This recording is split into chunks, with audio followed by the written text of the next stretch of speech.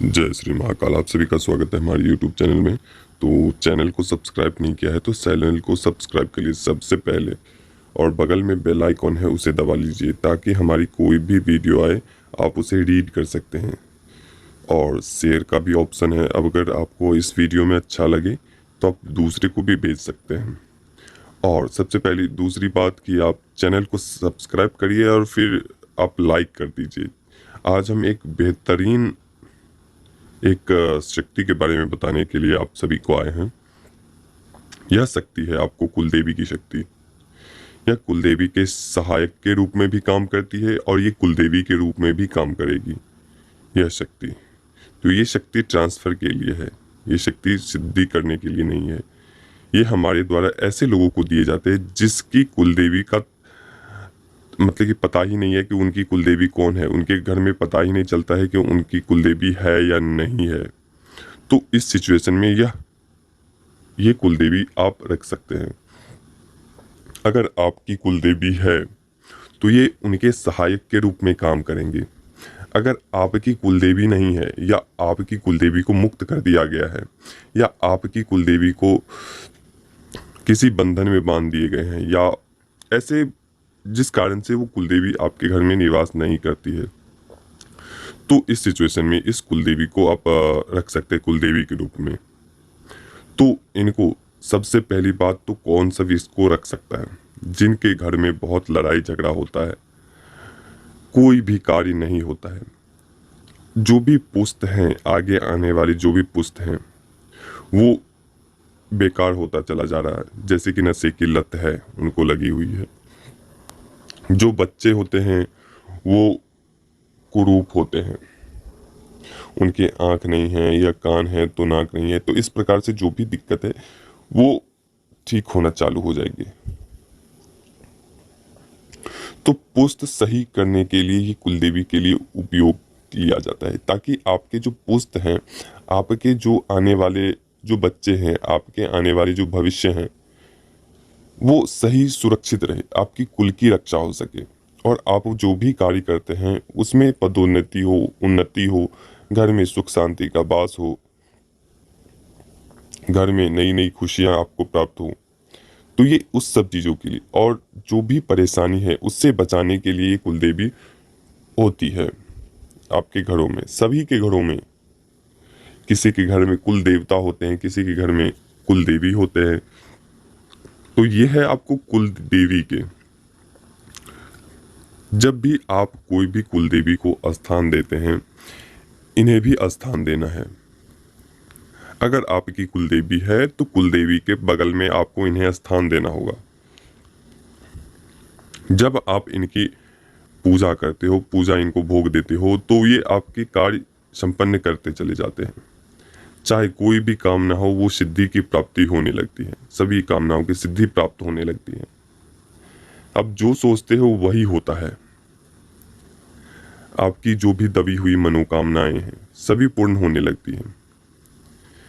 आपकी बॉस हैं, फैक्ट्री है, दुकान है, कोई चलता नहीं है, तो उस सिचुएशन में आप इन्हें रख सकती हो।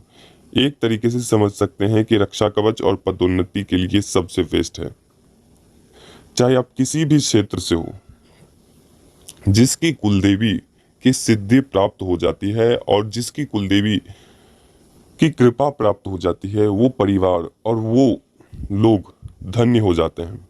ये समझ सकते हो आप। उनके जीवन में हर एक आने वाली दुख पीड़ा को समाप्त कर देती है कुलदेवी। तो ये इस प्रकार की शक्ति है। अगर आपकी कुलदेवी प्रत्यक्ष है, मतलब कि आपके घर में है, तो ये उनके सहायक के रूप में कार्य करेंगे अगर आप लेना चाहते हैं तो।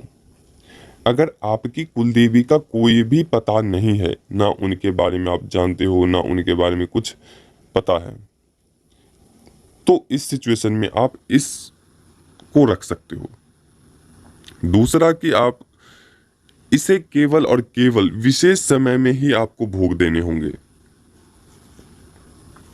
साल में वर्ष में एक बार कभी ना कभी आपको इन्हें भोग देना है। चाहे आप नवरात्रि के दौरान दें, चाहे आप दीपावली के दौरान दें, दीपावली से पहले, या किसी ऐसे विशेष मुहूर्त जो अच्छे होते, जैसे दीपावली हो गए, होली हो गए, तो इस सब सिचुएशन में आप उन्हें भोग देना पड़ता है प्रत्येक वर्ष में। आप चाहें तो इन्हें हवन देकर बल भी दे सकते हैं, मतलब कि उनकी ऊर्जा भी बढ़ा सकते हैं। अगर ऐसा संभव ना हो तो वर्ष में कम से कम आपको एक बार उन्हें भोग देना होगा। भोग कैसा रहेगा?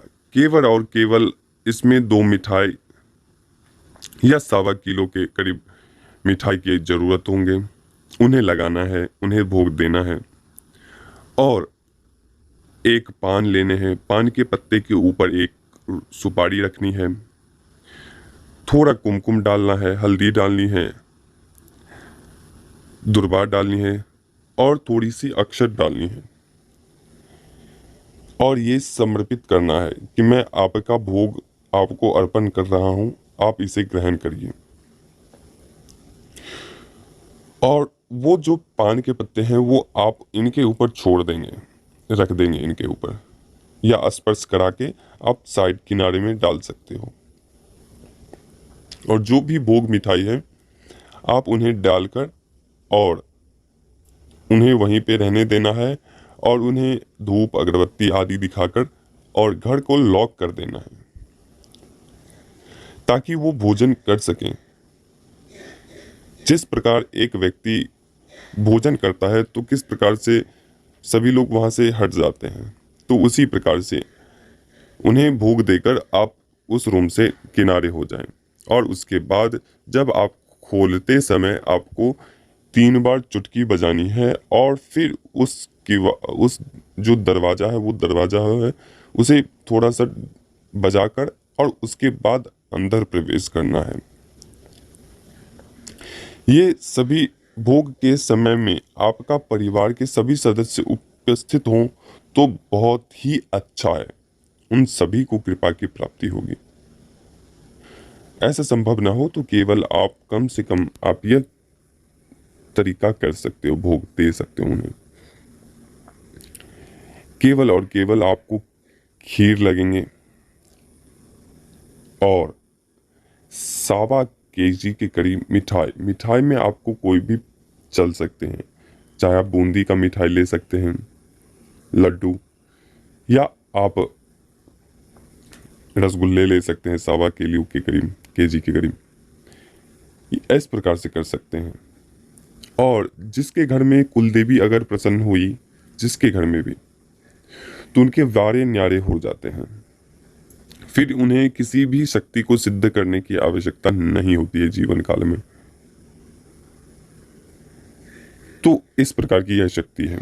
तो जो लोग इनकी इस शक्ति को लेना चाहते हैं उन्हें स्थान देना होगा, वो पहले से विचार कर सकते हैं, और या ट्रांसफर के रूप में दिए जाएंगे। तो जो लोग लेना चाहते हैं वो ले सकते हैं। तो अनुमति दीजिए। जय श्री